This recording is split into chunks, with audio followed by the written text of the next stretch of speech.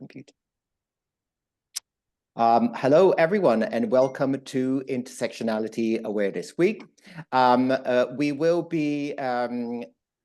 be talking about trans intersectionalities for our focus day 4 of Intersectionality Awareness Week. We are very, very excited about hosting yet another great panel and having another great lineup of speakers to which we will introduce you very shortly. Just so you know, today's session is being pre-recorded and this panel will be made available to everyone on Thursday, 15th of May. So today's event is being co-hosted by PowerPoint and by Trans in the City, and it's going to be moderated by Emily Hamilton, who is Deputy CEO at Trans in the City. We will be focusing on raising awareness about trans intersectionalities. We will be sharing stories and insights that will hopefully help us to make the world a safer and more inclusive space for all intersectional communities. I want to welcome you today, today's event, and give you a brief introduction about Intersectionality Awareness Week before passing on to Emily, who will lead the discussion and introduce you to the panelists. So Intersectionality Awareness Week is 12th to 18th of May. It is a yearly awareness campaign, which is proudly being introduced to you by PowerPoint.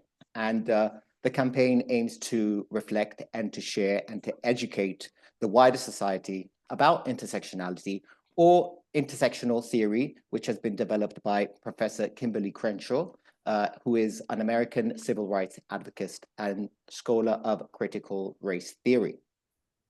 Intersectionality is historically associated with how people experience the overlapping forms of discrimination and disadvantage based on their attributes, such as their ethnicity, the race, the socio-economic status, gender identity, disability, and so on, and particularly how these attributes relate to the systems of oppression and systems of oppression in our society. So, for instance, being a disabled person and living in an ableist society that has not been built to accommodate the needs for disabled people, that is hard enough. On top of that, being a person of color can be very challenging. You are likely to experience discrimination, racism, and disadvantages, and also being part of the queer community can present a whole load of other issues like homophobia, transphobia, hate crimes of all sorts. So if you start adding all of those things up, it starts to become very difficult to live life and constantly being subject to discrimination and vulnerability and disadvantages, and especially how those things relate to systems of oppression and structures of domination. So these identities are who make us, and we don't want, we don't get to choose them, but we are very proud of being people of color. We feel empowered by being disabled, or by being queer, trans, non-binary, and we want to be able to embrace our differences and celebrate them, and we want to be treated fairly in society. So the purpose of Intersectionality Awareness Week, we want to celebrate intersectional identities by promoting a message of empowerment and unity, and we do this while sharing our strengths and sharing our struggles that we build in life through our lived experiences. And the idea of having an Intersectionality Awareness Week is so that we can deliver a range of online events with amazing speakers, focusing on different intersectional communities and marginalized groups, and hearing about the impact of the lack of access and inclusion in society that they experience. So like I said before, partnerships is a very big aspect of Intersectionality Awareness Week, and today we are co-hosting the session with PowerPoint and Trans in the City. So thank you so much for listening to me. Now over to you, Emily. Thank you so much. And what a real pleasure for us to be able to do this collaboration this week. And intersectionality is something which I think a lot of people talk about. They use it as a bit of a buzzword, but without really understanding what it means. So having you explain that really is going to help the people who are listening to what we say today, because another thing is intersectionality is not something which is always visible. We all have intersecting identities. and they're not always visible to people. So it's really crucial that we really get under the bonnet of these things. And I'm thrilled with the panel I've got to have today. And I told them two things before the call. I told them that I love chaos, and I do love chaos. So we're going to go wherever this takes us. But also that I'm going to introduce them, because otherwise, because queer people love to talk about themselves, we'll be here forever. So I did a bit of research. I'm going to say who they are, and you can watch their faces and see if I've got it right. So on my panel today, I've got the wonderful Eva Echo, who is a colleague of mine from Trans in the City. She is a champion for trans youth. She is somebody who has stood up for trans healthcare in the most public way possible. She is a stalwart of the Birmingham Pride community, and she is also an amazing friend. So I'm thrilled to have her on the panel today. She's also a panda fancier as well, as you can see behind her. I'm also delighted that we've got Winn Austin with us as well today. Winn is a legend of the London queer scene, even for this closeted trans bi woman who was growing up in London in the 1990s. I knew the things that she was up to. I knew about Kinky Galinky. These were things which were an absolute fixture on the London scene. So an activist, a model, and somebody who stood up for our community for far longer than she will ever thank me for saying. So I'm not going to say. Really delighted that to have part. her on the panel today. And then finally, the agent of chaos herself. It is Ms. Kimberly, actress, singer, activist, notorious bon viveurs, absolute fixture again of our community on the London scene, often seen with a small bundle of joy, wagging its tail and making a general nuisance of itself. So an absolute thrill to have the panel here today together. We are all activists. Activist has become a dirty word. We are advocates, we are activists, we are people who are standing up for our communities, not just our community, but our communities. And we're going to get under the skin of what those communities are. So welcome everybody. Hopefully nobody's going to sue me after this one. So I'm gonna dive straight in. And I talked a little bit about not being able to see intersecting identities. And here I am. I carry some privilege as a white woman. I am a white woman on the panel.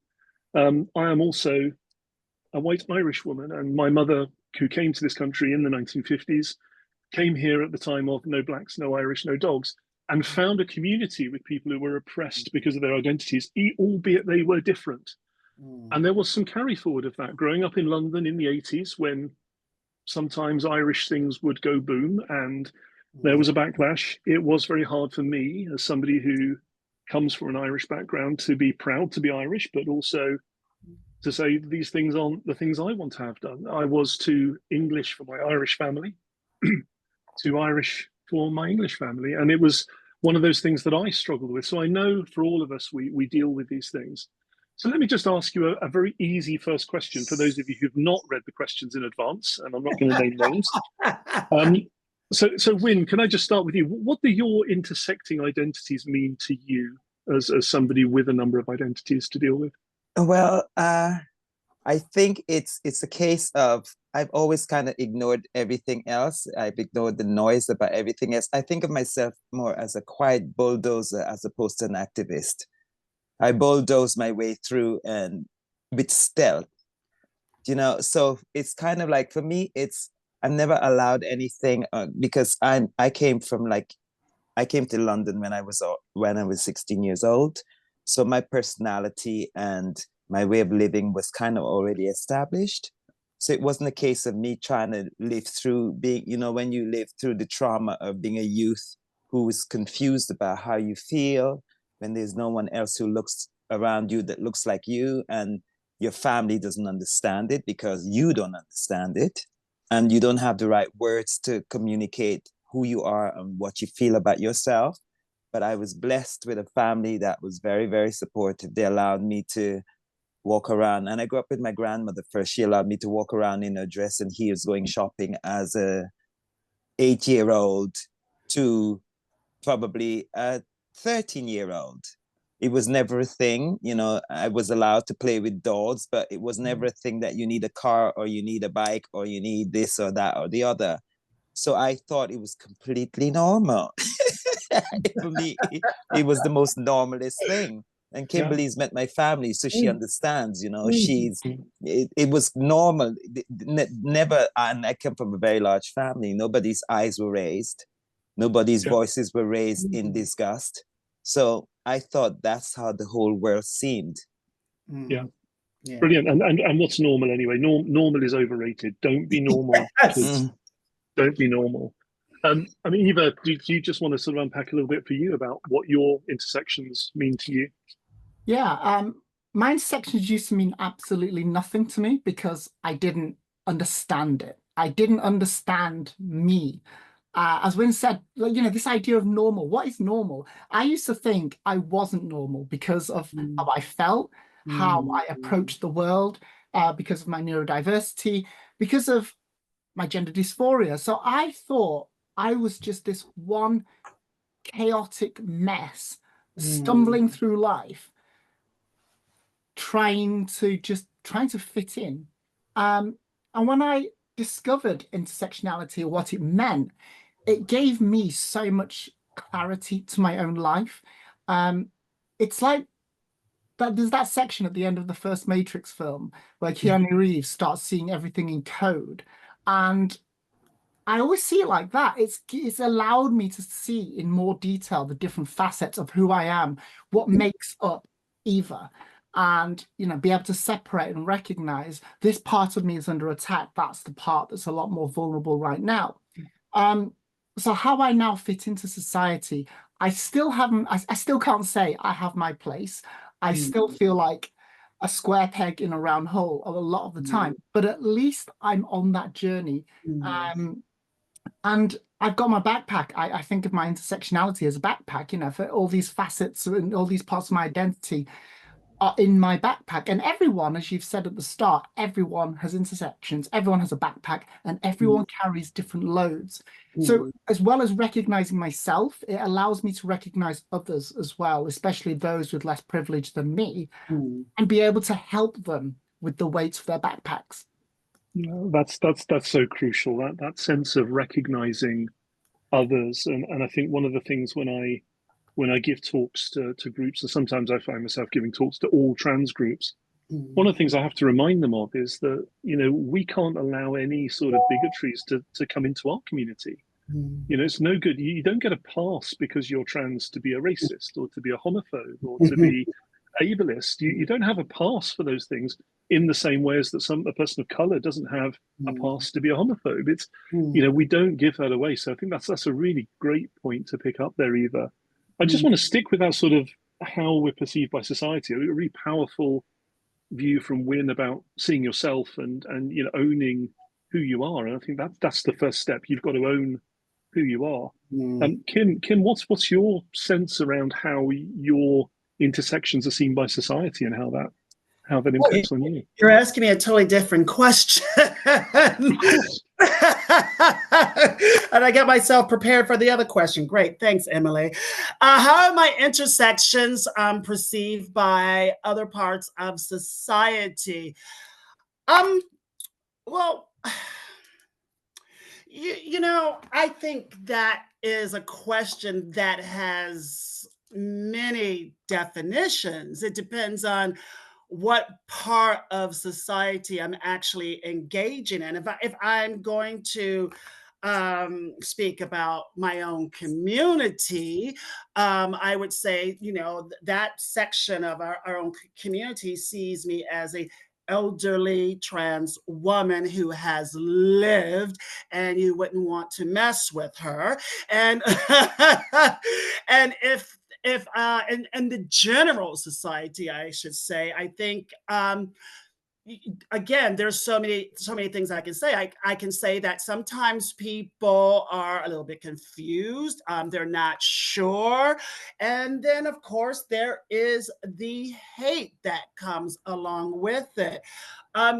You know, you were talking about being a white woman and being privileged. I think with every marginalized community, whoever you are, you have to learn that everyone has a certain type of privilege, and it's about understanding it. You know, people are so willing to bring you down, oppress you, but you don't have to follow in those steps, because if this person don't like you, well, you just move on to the next person and they might like you. And if you keep moving to the next person, they don't like you, there will be someone out there who will like you, who will see you and understand you. And you know, my mom always said to me, there's always going to be people in this world that are not very kind. But what you have to do is you have to go out and you have to find that little piece of joy and happiness in the world. And that is good for your mental health, to be seen around people who see you. Emily, I'd like to pick up on that actually, I want you because to pick up on that. one of the things I do, and it might seem like I'm up myself, but I look in, I don't look out. Yes. As far as I'm concerned, people's opinions of me is none of my business. Do you know? And I know it's not easy for everyone to hold that attitude, but I come from a village of very strong women, mostly the women. You know, the men are okay, but the women are the ones who bear the brunt of everything. So in my community where I grew up, in my culture, I've seen women who have held it down. Basically, they run the show, and they run the show with kid gloves when it's necessary, and then they put on the big heavy work boots and the helmet when they need it. So I think growing up in that community it's kind of like made me a little bit bulletproof. So I can go through stuff and I can swan through stuff, and it makes it feel like you know, nothing affects me. But it's simply because I look inward. I look at how I present myself.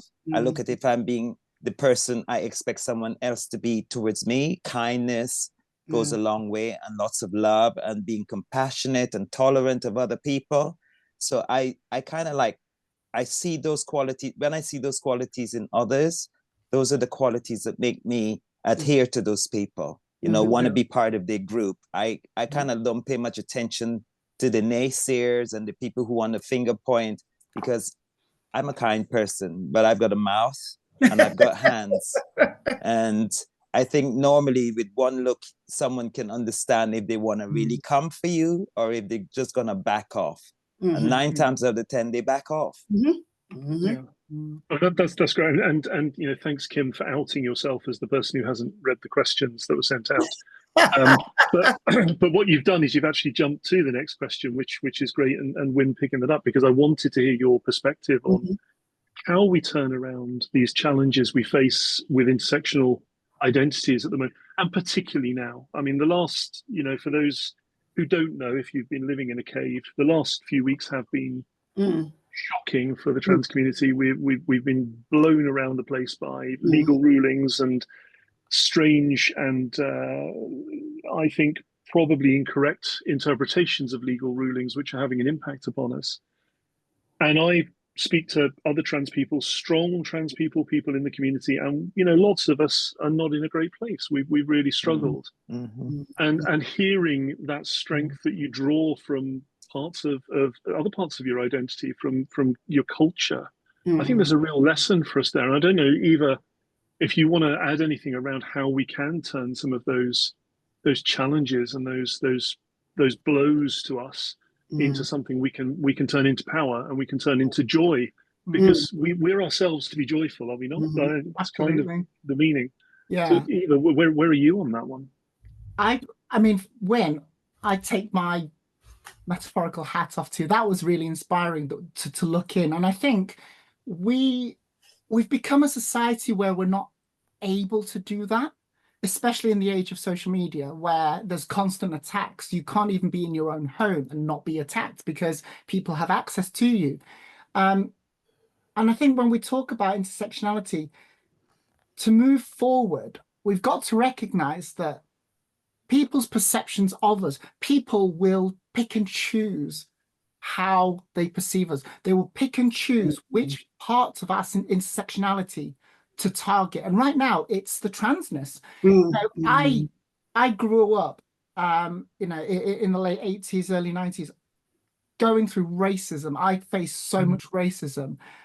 And as a young child, I thought, well, if I'm facing this now for looking different, wait till they hear that, I should have been a girl. I'm going to be even worse. So when, they kind of focus on certain parts. And right now, the transness is completely front and center. And we need to redirect that. We need to reframe this conversation, not just nationally, internationally. We need to talk about our intersections because people will realize they have a lot more in common with trans people than they do against trans people. Yes, I am trans. I am trans as hell. I can't do anything about that. I'm also incredibly autistic. I come from a really working class background. I have weird colored hair. I have tattoos. I have so much in common. I am what some people would be considered dull, average, if it wasn't for my transness. So let's talk about our dullness because we are just people. And I think we need to start having this conversation and looking inwards as well and offering who we are that people can understand us better. So that when there is an attack on the trans community, the attack is only on one section of our identities rather than us as, us as people, us as a whole. I mean, there's definitely a humanizing element there, isn't there? And rehumanizing the trans community in the eyes of people where we've been under the assault of dehumanization. You touched on something interesting there in terms of the intersectionality, and I kind of picked up on it in terms of some of the assumptions that are made about communities and the assumption that, and I'm going to tell you now, I'll be really open, I have a whole load of prejudices in my mind, and I think we all do, that you have to challenge. So if I'm talking to a group and there are people who are visibly religious, for example, in that group, my suspicion, my fear is that they're going to not engage with me. They're not going to be an ally. They're not going to be a friend. And I've been ashamed by myself because that's been proven wrong. People are people. Likewise, the assumption that, and this is from outside in, that Black communities are automatically homophobic or automatically transphobic. I've had that challenged as well. There is obviously in every community there is going to be some sort of prejudice sitting in there. But to assume that everyone, is like that is something that's quite dangerous. I'm really interested to hear from those of you, who've got those different intersections. How do you deal with part of your identity being attacked by another part of your identity, if that makes sense? Yeah. Can we just go back a little bit? Because I wanted to answer that question about how we feel and how we are dealing with this. I think the younger community, and I think the Caucasian community are not connecting the dots. This is history repeating. I don't think a lot of people understand that basically during slavery, very intelligent people decided they would come up with a myth that Black bodies were subhuman, which gave the light to be to engage in their racism so openly. Now, 400 years later, it's the same tactic. Now the trans community are considered an ideology, which gives the general public to engage in their transphobia. Exactly. So basically, what I'm saying is history is repeating.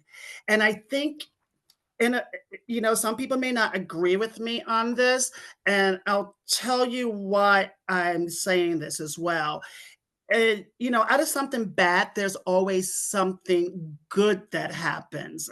So what's happening right now is we are living in everybody's brain at the moment. So now is our time to step up as a community and work together. You know, in the Black community, we have this saying that if you don't let us in your nightclub, we're going to build our own nightclub. And that is what our community needs to learn. But our community has to come together. Because when you think about, I don't know if you know about Black Wall Street. Black Wall Street was in the 20s, not long after slavery, where it was a thriving Black area where they had everything. They had their airports, they had their hospitals, everything. And white supremacy tore it down. And what do they do again? They come together and they start rebuilding again. So that's what our community needs to learn. I just want to get that rebuild. And look, really important point you made there about the legality of things. And it's really worth remembering slavery was legal. Mm-hmm.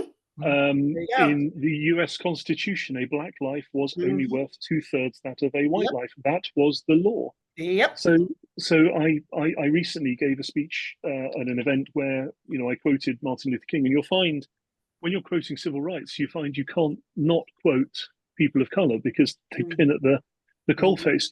But he talked about there are just laws, there are unjust laws, and it is a moral duty to disobey an unjust law. And I think that is the lesson I think that you're picking up on there, Kim, which, you know, which we do need to understand that actually, you know, it's not okay to say because something is legal, it is right. Exactly. Those are two different concepts. Yeah. Winn, I'm really interested to hear your thoughts on that. So how we in the light of chaos, Emily, I think we should give them a little taste of what they really want. I think we should put in line of protest. We should put on our highest heels, our tightest corsets, and our biggest hair, and go into the men's room as a large group, and see mostly go to the Houses of Parliament's lavatory and do that, so they see what they made a law. Do you understand? I think it's crazy, and I think it's ridiculous, and I think they really didn't think it through thoroughly. Because they only try to focus on the female of the trans species. They didn't think about the whole thing, the wider elements of this situation. And I think it's crazy. But one of the things I've always done, I've used my difference to create magic. And I still will, in spite of what it is. You know, recently I've been going to the female bathrooms in all of the stations and everywhere I go when I need to use them, without even thinking about it twice. Is that silly of me, or is that bold of me, or is that courageous, or is it completely blindfoldedly stupid? You know what I've come to realize as well? I think the reason why all this hate is centered around trans women, I don't think it has anything to do with sports or safety or anything like agree. that. Yeah, you know, a lot of women, cis women, are so catty with each other. I think, you know, I'm going to go back. I'm going to tell you a little story, another story from slavery. Shortly after slavery, these women had another law passed where Black women couldn't wear their natural hair because they felt that it was going to attract their men. Do you see where I'm getting at? And it's the same thing now. They feel that they can't compete. So what they do is they try to erase. We see this with Black women in the Olympics. We saw it with Meghan and Harry. It just goes on and on and on. But now Caucasian people are also affected by this law now. So it's going to get a bit more highlighted, and hopefully people can start connecting the dots. How the hierarchy is always trying to control your existence if they don't like you, and that's dangerous. Yeah. I think the women who are behind this kind of stuff, I don't think they really have an issue with trans women. I think these are the women who did knitting circles and raise funds for charity back in the day. And now they have a Twitter account and they have an Instagram account. And instead of using this for good, these bored women who have nothing else to do, the charities don't want them anymore. They can't do bake sales anymore and they're past due. So they come together. You know what it's like? It's like the mean girls in a school, except they're older. Yes. And they're still being that group of mean girls. Yeah. Imagine if you move into the village where these women lived. They would be, you'd be the target of their hate and distension simply because you've just moved into the village that they lived in. Bullying is at the heart of this. And Olivia wanted just to join in there. I wanted to expand on what Kim was saying. I think when we talk about intersectionality, we can't have that conversation without discussing power and privilege. And, you know, when we look at, and I implore everyone to look at the wheel of power and privilege and look at where you sit. So it's basically a wheel with lots of different segments. And, you know, in the center, if, you know, are elements like, you know, if you're white, if you're middle class, high, you have more power. The closer to the center you are, the more power you have. The closer to the edges you are, the more marginalized you are, the less power you have. And when you plot who you are on there, it's in a visual way. It can see how powerful you are, what privilege you do have. And when we look at those who oppress, they have a certain privilege, they have a certain power, and they oppress because they are scared of losing their power and privilege. White women campaigning against one of the most marginalized groups in the world, what will that gain them? Well, I'll tell you what, it will gain them favor with the men who are above them, because you have figures like Jeff Bezos, Elon Musk, who are billionaires, and they are very visible for being billionaires. They have a lot of airtime in column inches, but then you've got a certain author who writes about wizardy books, who is also a billionaire, but knows they will never be at that level. And so to be recognized, they punch down on a very vulnerable group. And in doing so, what they're actually saying to the men, the white men above them, look at me. I'm a woman, but I'm one of the good ones because I am in your corner. I am punching down on them just like you are. Notice me. And it's a way to save themselves. They know it's misogyny. They know they themselves belong to an overarching group that is being oppressed. But rather than fight with us, they are standing and punching down on us. I think you're absolutely right, and you know, conscious that we're approaching, amazingly, we're approaching the sort of latter stages of this chaotic chat. I want to turn us around into thinking more practically for people who are listening and watching us today, because we've talked about the issues that we face and we talked about some of the ways we deal with it, but I'd like us to think a little bit about how we can advocate better. And by that, I mean, there are going to be intersections that we don't have, but we have to be alive to that. So we talk about accessibility, and what's been really interesting in the last couple of weeks is all the toilet talk. I'm obsessed with toilets. I really never understand this obsession. But the interesting thing is this, and it is, you know, in Afrikaans, it was called apartheid. In the south of the US, it was called segregation. The ease at which people have moved towards, well, there'll be a third space. And that third space is very often the space which has been created in some cases for the disabled community. And I'm very uncomfortable about being forced into a space which isn't designed for me. I don't have any issues with mobility. I don't require those adjustments that have been created to create accessibility for the disabled community.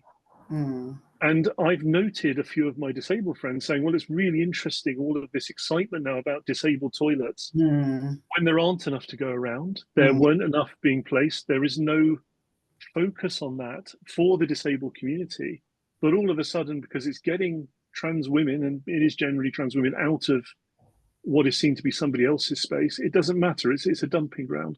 And I reflect on that as somebody who is not of the disabled community, that I have a duty to advocate for my disabled friends and chosen family to make sure that they do have accessibility.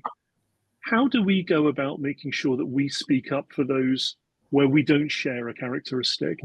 Winn, do you have a view on that? I know you'd be very vocal about the bulldozer and the kid Well, glove. you know Is what I there a think? view I there? think in trying to protect ourselves, we have to also protect those who are less fortunate than we are. Mm. Do you know what I mean? I think I'm a firm believer of, you know, if when you start moving up, you have to throw the rope back for somebody else to climb up. Do you know what I mean? And we cannot possibly, as a community who's being barraged with all this nonsense, forget about those who are less able than we are. Yep. We just Yep. cannot do it. We Yep. cannot do it. I've always, in everything, every time I've made a speech, I've always said, or do a talk, I've always said, I think if we come together, is the only thing we need. But we have to come together with love. We can't come together, well, I'm prettier than you, and I'm more like a supermodel than you are. I am this, I am that. We have to come together and say, listen, we are all in this together. We all have to roll in the mud together. Otherwise, what happens? This is a system of divide and conquer. And far too often, we in our own community, the queer and the trans and the lesbians, we find ourselves thinking, well, I'm lesbian, so I'm a little bit different from you. It doesn't affect me. I'm a gay man. It's different for me. It doesn't affect me. We have to stop small thinking. Yes. You know, we have to think bigger than that. We have to think like, look, if it starts on me, it's only a matter of time before it's going to come to somebody else. Yeah. Exactly. Absolutely right. Eva, what are your thoughts about that? About I couldn't agree advocating more. outside? And I think when, as Kim mentioned earlier, unity, we need unity, not just within the community, because I am so sick of the infighting, because even within a marginalized community, there is a pecking order has formed. We need to ditch that pecking order, recognize what privileges we are, those who are trans and white and passing, because passing is a privilege, need to create space and platform others, allow them to have a voice as well, to step aside and recognize those with disabilities, those who are need the microphone more. What can they do? How can they use their privilege? Turn the amp up for those people. Let them be heard. And also, we need unity with cis people, our allies, because we need to come together and we need to really tackle this. Because right now, we're being boiled down to just, you know, the basics. We're seeing gender essentialism, and the only way to fight that is intersectionality, to let people know we are more than just, you know, what's our biological sex. Because as we've touched upon already, people who are, you know, cis are also being affected by the Supreme Court ruling. We are seeing cis women being turned away from toilets. As for ID, where does it stop? So we need unity to say, actually, no, there are more of us collectively than there are them. And the only way that we can actually get there is to find middle ground and recognize that we all have power and privilege. What are we going to do with it for the next person? Yeah, really powerful. Kim, do you want to add anything on that? Yeah, you know, as a member of a society, we always think we know each other. We don't know each other. You know, people need to step out of their bubble and get to know someone from a different sexuality, gender, religion, whatever. You just may find out that you have something in common. And one thing that you can learn is about someone else's struggles. And I think if we really took time to really get to know each other, it just might make this planet a little bit of a better place. But I think there's a lot of people who are scared to step out of their bubble because, you know, of the propaganda that's been put into the domain by these people who hold a hierarchy, like Eva said earlier about you know, conquer and divide. I always say to people, don't listen to the likes of the Orange Man or whoever. If you want to learn, you have to get out there and you have to do your own research. But a lot of people don't like to do their own research. They always need someone to do their thinking for them. But if we allow to always let people do thinking for us, we're never going to get anywhere. We're going to be stagnant. So it's up to us to get out there and just talk to people. Let them get to know you on a deeper level, because it's going to happen. It happened, you know, every time there is a marginalized community that finds their voice, and we have found our voice, that door has been open. In the 30s and 40s with the Jewish community, my great grandparents immigrated, escaped Hitler, and then of course my other side that might lived through slavery. What happened there? You know, people got to know them, and then we get to the LGBT community, like gay men, gay women. People got to know them, and with Muslim culture as well, people got to know them. So now it's our time to let society know who exactly we are.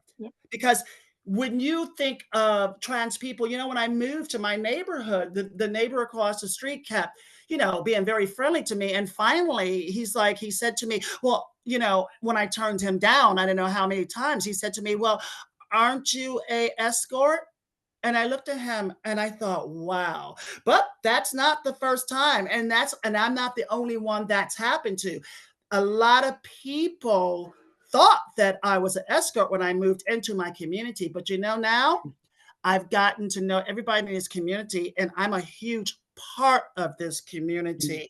I have, you know, when people pass away, I have been asked to walk with the family behind the coffin.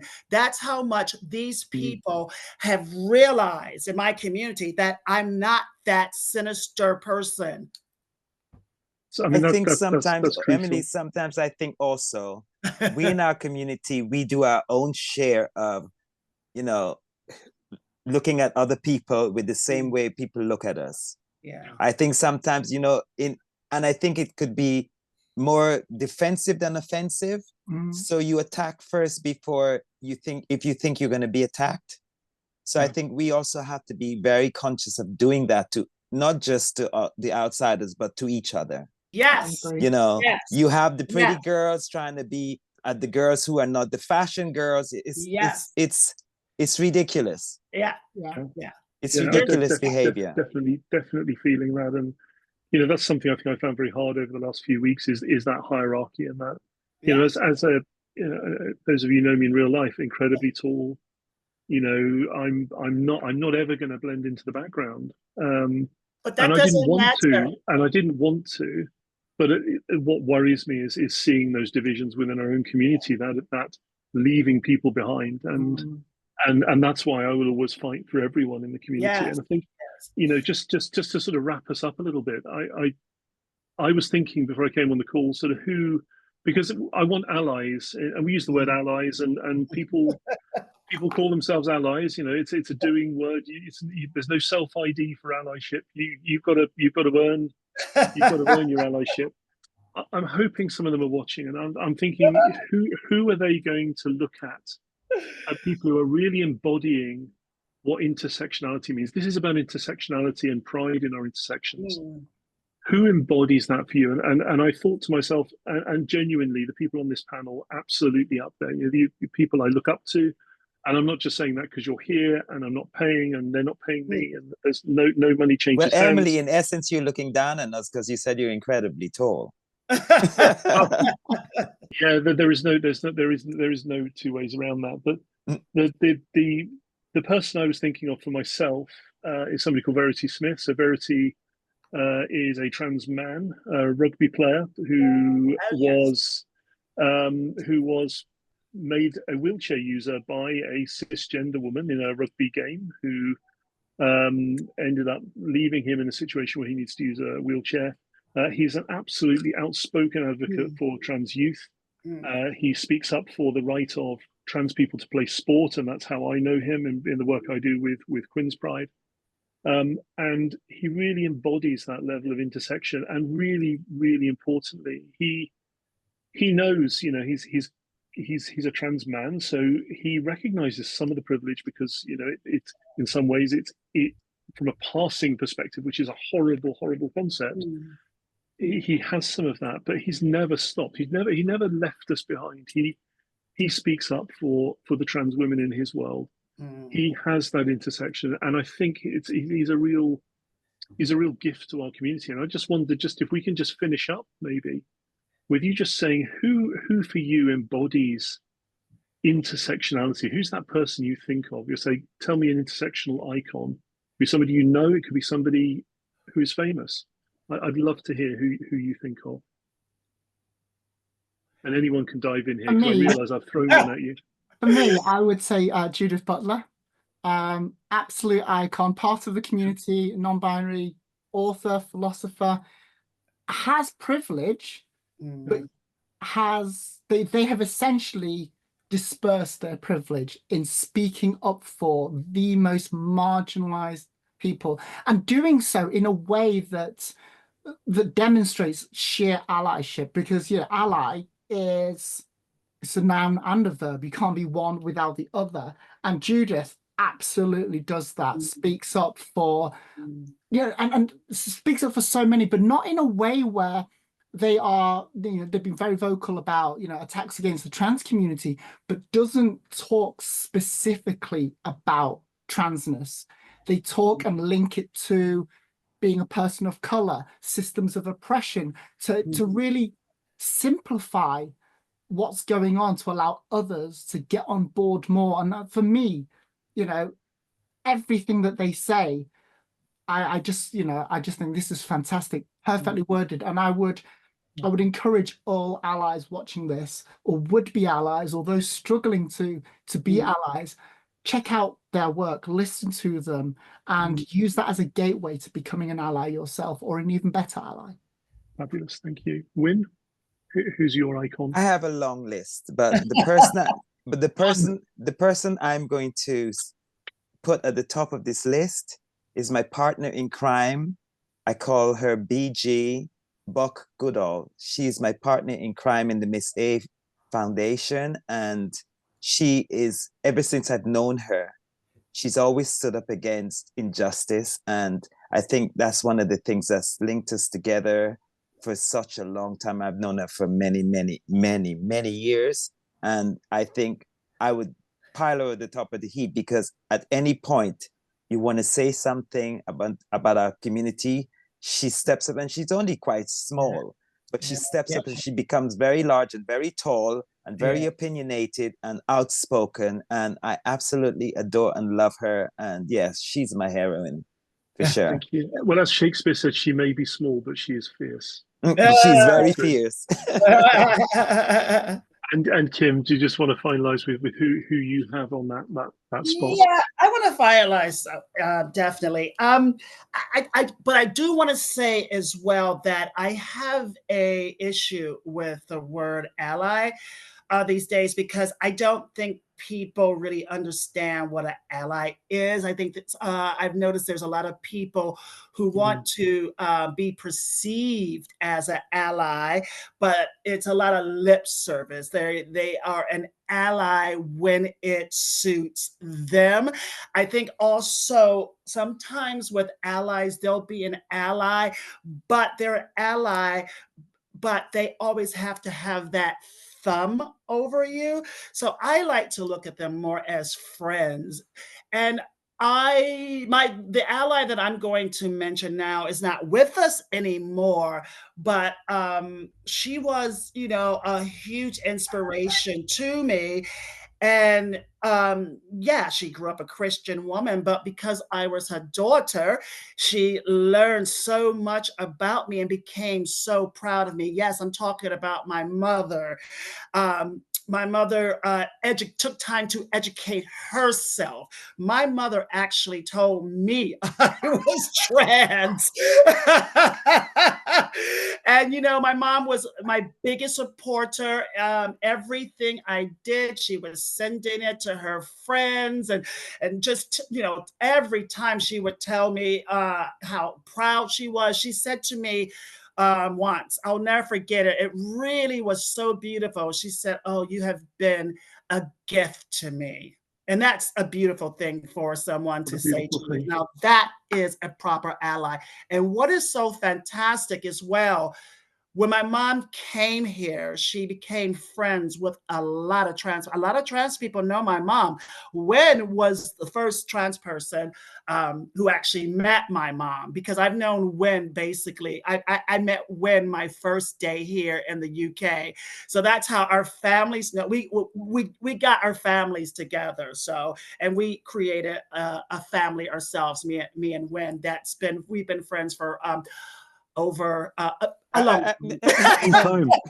We don't do years. We're not allowed to do years. I got the memo. So Emily, I just want to add that for me, I also, with the word ally, I have an issue with that. What I prefer to do, I prefer to call, if you want to be part of us, be part of our family. Yeah. You know, be the family that's not blood, that the family is going to step out for you and have your back at the most, when you're at your most vulnerable. Yes. That's what I prefer to call them. Because like you say, allies sometimes can be people who just want to jump on the bandwagon in just the same way as lots of people want to jump on the bandwagon and say, oh, we are diverse. Yeah. Definitely so. What a beautiful sentiment to finish on, that sense of chosen family, that sense of the family that we make for ourselves. Yep. It's been an absolute thrill to host you all today, and thank you very much. Emily, I just want to leave a message for all of those who are watching. Use your difference to create magic. Thank you. You've been great, Emily. I love you, Emily. You're you know, when you were talking about, you know, your problems that you face in society, you know, the one thing when I first met you, I was so attracted to the heart. All I had to do is look in your eyes and see this beautiful person. And if everybody else did that, you would, you know, you wouldn't have to go through all that BS. Emily, we spent almost an hour together, and I'm still waiting for you to become chaotic. I found you quite sweet. Okay, well, maybe we'll have to do a part 2. I'll get Parapride to cut that last bit. It's lovely to meet all of you guys. Really lovely, lovely, lovely. It's been amazing, and I just want to thank the panel. It's been great to have you on, and your insights have been invaluable. I also really want to thank Lynn as well. We talked about making things accessible. We talked about making sure that we don't exclude anyone. And I think one of the things we can demand when we're speaking is to make sure that we make things accessible. So Lynn, thank you so much. And I would do a round of applause. That's the only bit of sign language I know is the applause. So thank you very much, and thank you to Parapride. You know, on behalf of Trans in the City, making these connections is really important to us. Thank you very much, Emily, thank you to every one of you. I was listening in the background, and I found this session incredibly informative and relatable. You know, even as a non-trans person, I was listening to the things that you were saying, and there's so much that I could relate to, and that is a demonstration that even though we're not we don't have the same attributes, you know, we are still linked and we are still impacted by the same systems of oppression. And that is why it's important to come together and have these dialogues and be able to put all of this out there. And I'm really pleased that this happened. So thank you, Emily. Thanks to Trans in the City that co-hosted this with us. And thanks again to everyone. Grazie mille, Daniele.